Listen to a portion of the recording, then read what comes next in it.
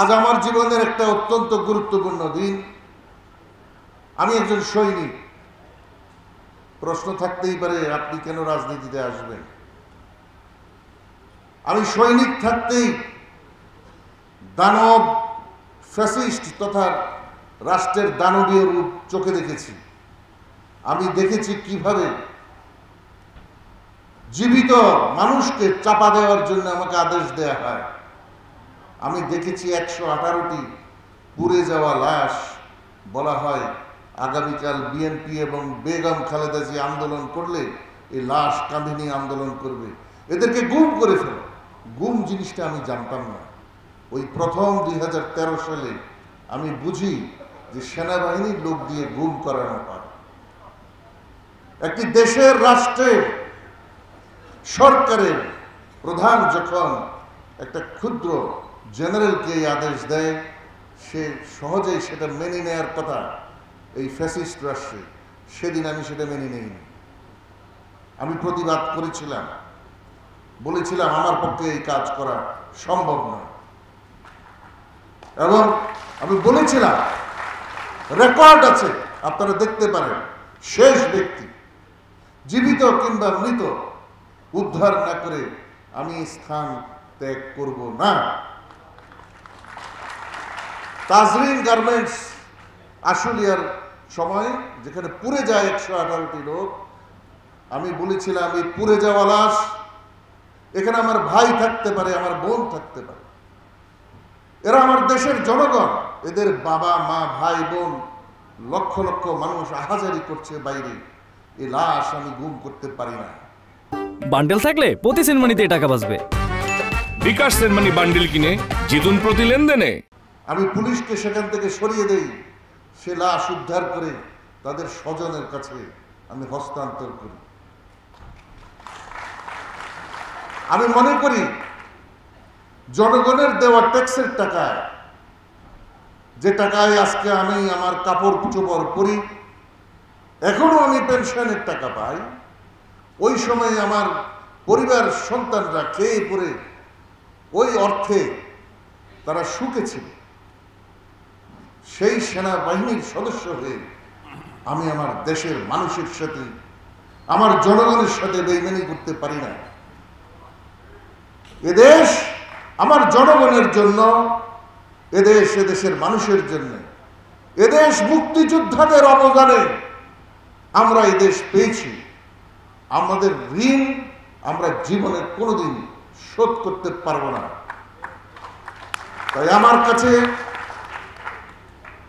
আমার আত্মার কাছে 1971-এর মুক্তিযুদ্ধ, যার মাধ্যমে একটি স্বাধীন রাষ্ট্র আমি পেয়েছি, আমার কাছে আমার বাংলাদেশের মানুষের ত্যাগ, সাধারণ মানুষ, অত্যাচারিত নিপীড়িত মানুষের যে কান্না, এগুলি অত্যন্ত আমার হৃদয়কে নাড়া দেয়।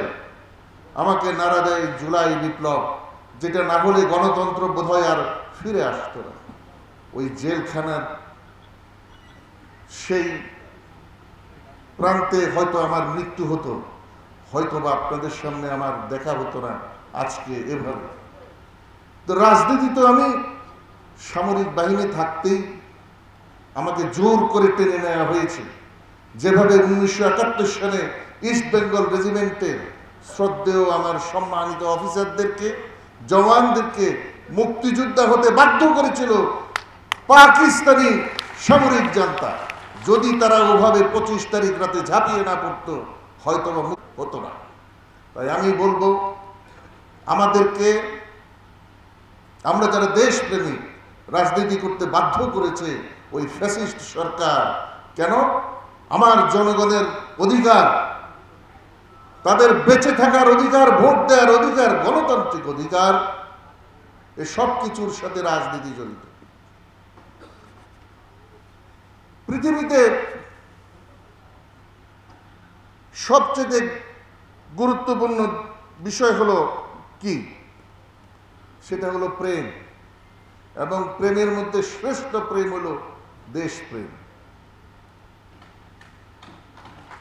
আরেকটা প্রেম আছে, সেটা হলো মানব সেবা। এই মানব সেবায় সবচেয়ে বড় সেবা কারা করতে পারে? রাজনীতিবিদরা। কারণ মানুষের জন্য তারা কাজ করে। মানব সেবার এই যে রাজনৈতিক এই যে দিকটা অতীব দুঃখের সাথে আমাকে বলতে হয়, বিগত দিনে রাজনীতির কথা শুনলে আমাদের পরিবারের সদস্যরা পর্যন্ত কিছুটা পিছু হতেন। অনেক শিক্ষিত লোক, সাধারণ মানুষ, খেটে খাওয়া মানুষ, শ্রমিক, রিক্সাওয়ালা, জেলে কামার কুমার আমাদেরকে বলে রাজনীতি এখন পেশায় পরিণত হয়েছে, রাজনীতি একটি ব্যবসাতে পরিণত হয়েছে, রাজনীতি মানে চাঁদাবাজ তৈরি করা, রাজনীতি মানে মানুষের উপরে অত্যাচার করা। শুনতে বাধ্য হই, আসলে কি তাই? রাজনীতিটা কি উপার্জনের উপায়? আমি তা এখনো মনে করি না। রাজনীতি হচ্ছে মানুষের জন্য নিজের মূল্যবান সময় নষ্ট করা। রাজনীতি হচ্ছে মানুষের জন্য, দেশের জন্য নিজের সর্বশ্রেষ্ঠ প্রাণকে উৎসর্গ করা। রাজনীতি মানে মানুষের অর্থনৈতিক, সামাজিক, গণতান্ত্রিক অধিকার রক্ষার জন্য সংগ্রামে লিপ্ত হওয়া। রাজনীতি মানে আমার সহকর্মীর রক্ত আমার সাথে মিশে যাওয়া। আমার সুদীর্ঘ দিনের রাজনৈতিক বিশ্লেষণ এবং নিরাপত্তা নিয়ে আমার যে চিন্তা, সেই জ্ঞান থেকে আমি বলবো, রাজনৈতিক অঙ্গনে বাংলাদেশে আমি একটি জানালা খুঁজে পেয়েছি, যেটা দিয়ে আমি এখন স্বাচ্ছন্দ্যে প্রবেশ করতে পেরেছি। সত্যিকার অর্থে আমরা যদি এইভাবে মিটিং মিছিল করার চিন্তা করতাম, কয়েক লক্ষ লোক আমরা আয়োজন করতে পারতাম, সেটা আমাদের উদ্দেশ্য ছিল না। অতি অল্প সময়ে টেলিফোনে দুই একজনকে বলেছি, আমি সেই জন্য আপনাদের কাছে কৃতজ্ঞ।